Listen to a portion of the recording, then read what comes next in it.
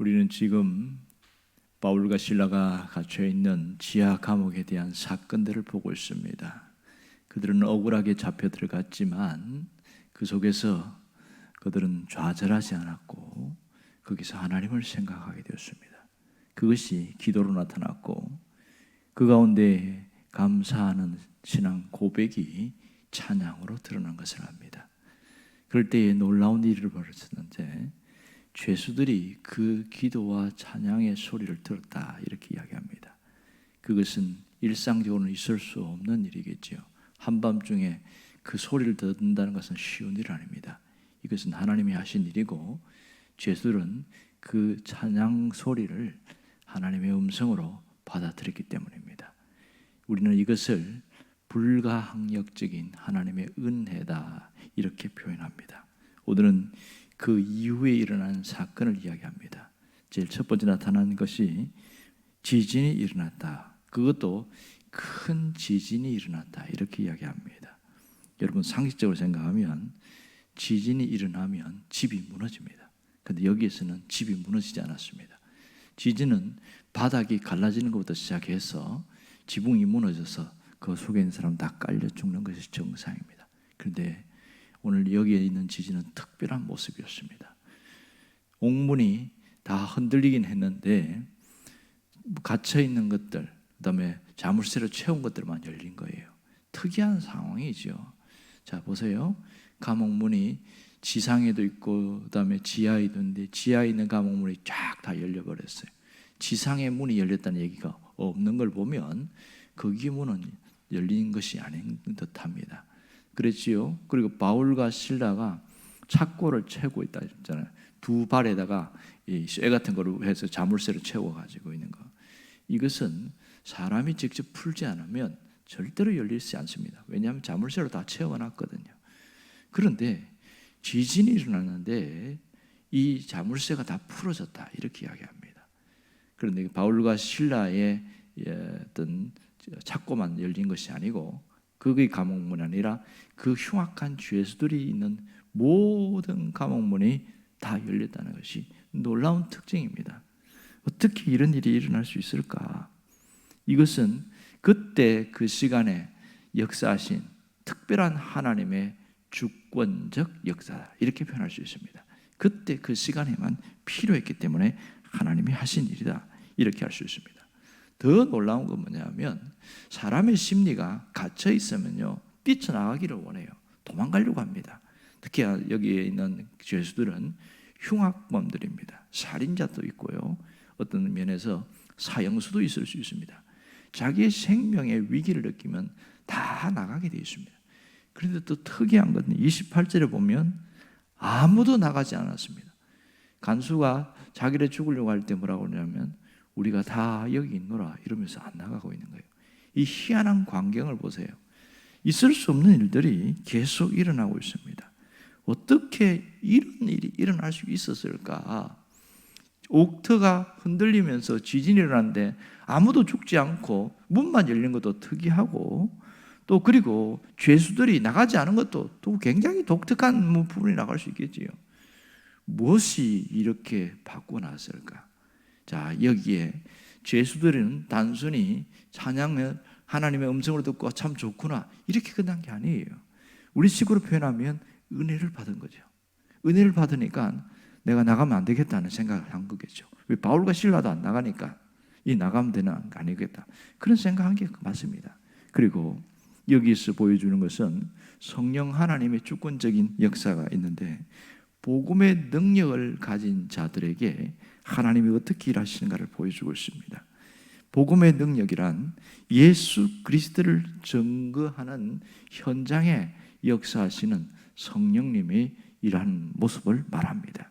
그러니까 복음을 갖고 있는 사람이 있고 복음의 능력으로 사는 사람이 있고 두 종류가 있겠지요.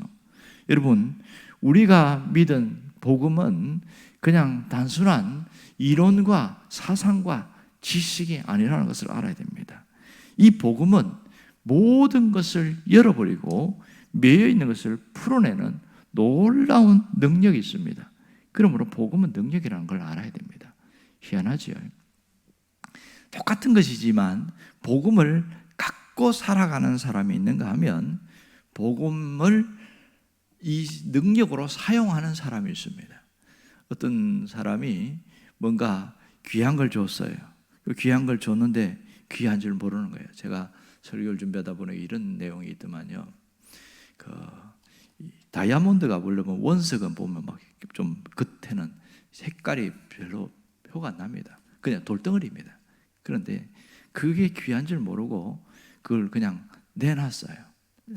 그래서 이거 얼마입니까? 14달러면 그냥 가져가세요. 이렇게 하는 거예요. 다이아몬드 원석인데 이 사람은 그냥 앞에 겉모습만 보고 이 무거운 돌덩어리 치워버려야 되겠다. 그럼 그냥 내놓은 거예요. 깜짝 놀라가지고 그래요. 제가 15달러 드리겠습니다. 이러고 나서 1달러 더 주고 그걸 가져간 거예요. 그걸 이 사람은 알은 거예요. 왜냐하면 보석을 감정하는 사람이었기 때문에. 딱 보니까 알겠는 거예요. 그래서 그걸 갖고 세공을 했는데 무려 1000배 이상 어마어마한 수익을 올린 거예요. 왜? 이게 다이아몬드니까. 그러니까 다이아몬드가 다이아몬드인 줄 모르는 사람이 있고 아는 사람은 무슨 차이가 있습니까? 모르는 사람은 그 귀한 걸 그냥 갖고만 있는 거예요. 그러나 아는 사람은 세공을 해서 내다 파는데 어마어마한 수익을 내는 것이 일반적인 모습입니다. 우리가 믿은 이 복음은 단순히 좋은 것이구나, 그냥 예수 믿으면 전구하는구나, 그게 끝난 게 아니라는 걸 알아야 됩니다.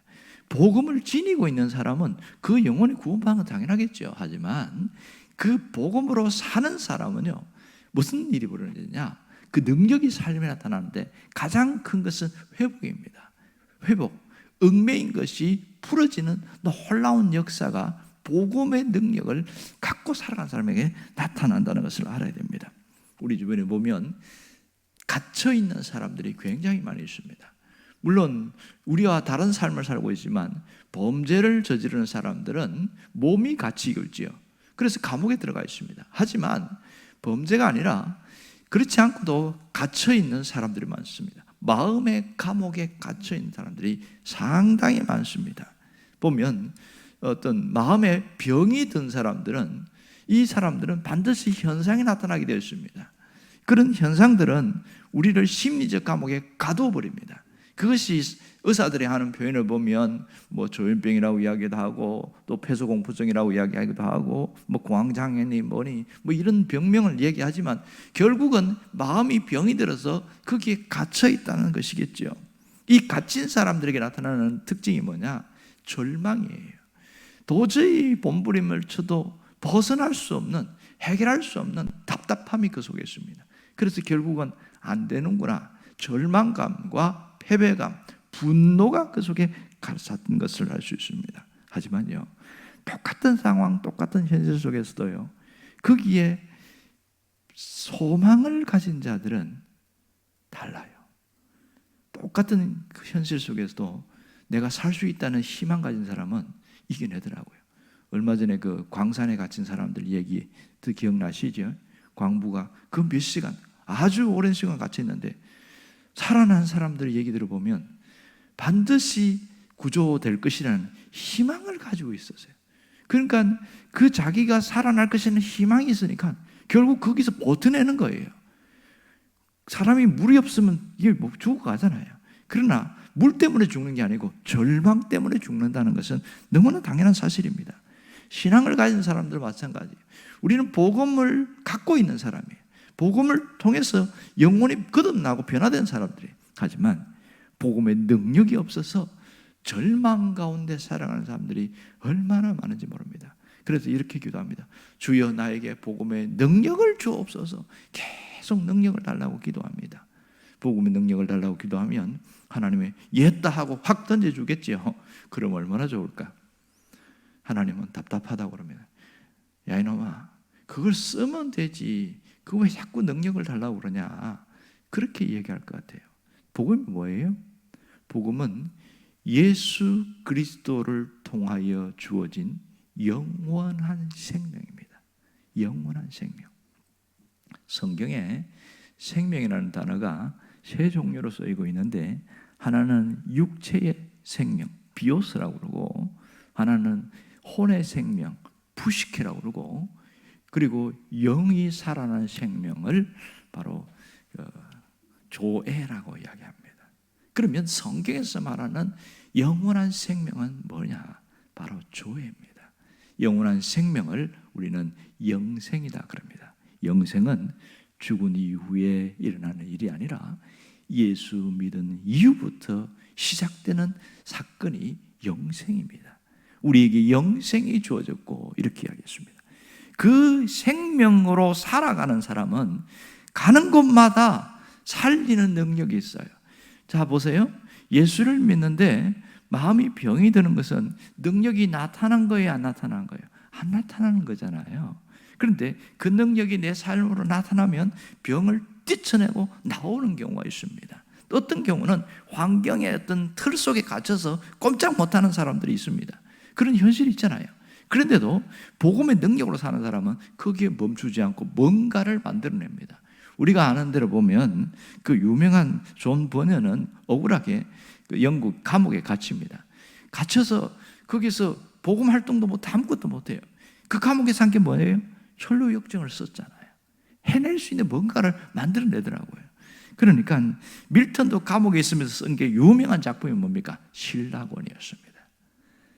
환경의 감옥이든 정신적, 심리적 감옥이든 갇혀있는 데서 소망을 가진 자, 다시 말해서 복음의 능력을 가진 자는 소망으로 이겨내고 버텨내고 해결해낸다는 것을 알 수 있죠. 우리에게 복음의 능력을 사용하느냐 마느냐가 중요합니다. 복음은 그 자체가 능력이 있기 때문에 갖고만 있으면 아무런 의미가 없습니다. 이것을 사용할 때에 능력이 나타난다고 그랬습니다. 로마서에 보면 복음의 능력은 굉장히 폭발력이 있습니다. 사도 바울과 실라가 감옥에서 그들이 한 행위는 외적인 것은 기도와 찬양이었지만 그들이 갖고 있는 게 뭐예요? 복음의 능력을 사용한 거예요. 복음의 능력을 갖고 있었다면 어떻게 됐을까요? 절망감이 밀려오겠죠. 뭐 복음을 갖고 있으면 똑같겠죠. 왜 이런 억울한 일을 당해야 되나? 내가 하나님 일을 하다가 왜 이 모양이 돼야 되나? 이렇게 막 뭐 화가 나고 뭐 그렇겠죠. 그런데 능력을 사용했더니 어떻게 했습니까? 기도로 나타나고 찬양으로 나타나고 그랬더니 결과가 뭡니까? 옥문이 열리잖아요. 이것은 오늘 우리에게 뭘 보여주고 있습니까? 우리의 환경과 우리의 현실 속에 복음을 갖고만 살지 말고 그것이 능력으로 나타나도록 사용하라. 이게 대단히 중요합니다. 때로는 그것이 기도로 나타날 수도 있겠고요. 또 그것이 또 때로는 찬양으로 나타날 수 있습니다. 중요한 것은 복음의 능력을 사용하는 그곳에는 하나님의 역사가 반드시 나타난다. 옥문이 열린다는 것은 문제가 해결되는 것이고 환경이 열린다는 것을 말합니다. 이 엄청난 역사를 바라보면서 우리가 뭘 해야 됩니까? 환경에 주저앉지 말아야 되겠다는 결심과 결단이 있어야 됩니다. 현실에 꺾이지 않겠다는 강력한 힘을 다시 가져야 됩니다. 이게 복음의 능력이거든요. 그럼 어떻게 됩니까? 거기서 일어나려고 하는 강력한 의지가 중요한 것이죠. 주님은 우리에게 여기서 머물기를 원치 않습니다. 내가 있는 환경과 현실 가운데 하나님의 능력이 거기서 나타나기를 원하는 거예요. 우리가 믿은 복음은 영원한 생명은 살아가 있다는 것이잖아요. 끊임없이 살아있어서 우리의 영혼을 회복시키고 우리의 삶을 새롭게 하는 놀라운 능력이 있습니다. 갈수록 좋아지는 거예요. 그것이 복음의 능력으로 살아가는 사람에게 나타나고 있습니다. 오늘 우리가 결심할 것은 인생의 문이 닫힌 것은 반드시 열린다는 믿음을 가지고 문이 열리도록 복음의 능력을 사용하라. 이것이 대단히 중요한 것이죠. 복음의 능력을 사용하는 자마다 어떠한 문도 열린다는 것을 오늘 말씀을 통해 보여주고 있습니다. 그럼 우리가 굳게 결심하고 기도할 것은 주여, 내가 복음을 갖고 사는 자가 아니라 복음을 사용하는 능력의 사람이 되게 하옵소서. 그러면서 기도하고 나갈 때 그 역사가 여러분에게 나타날 줄 믿습니다. 기도하겠습니다.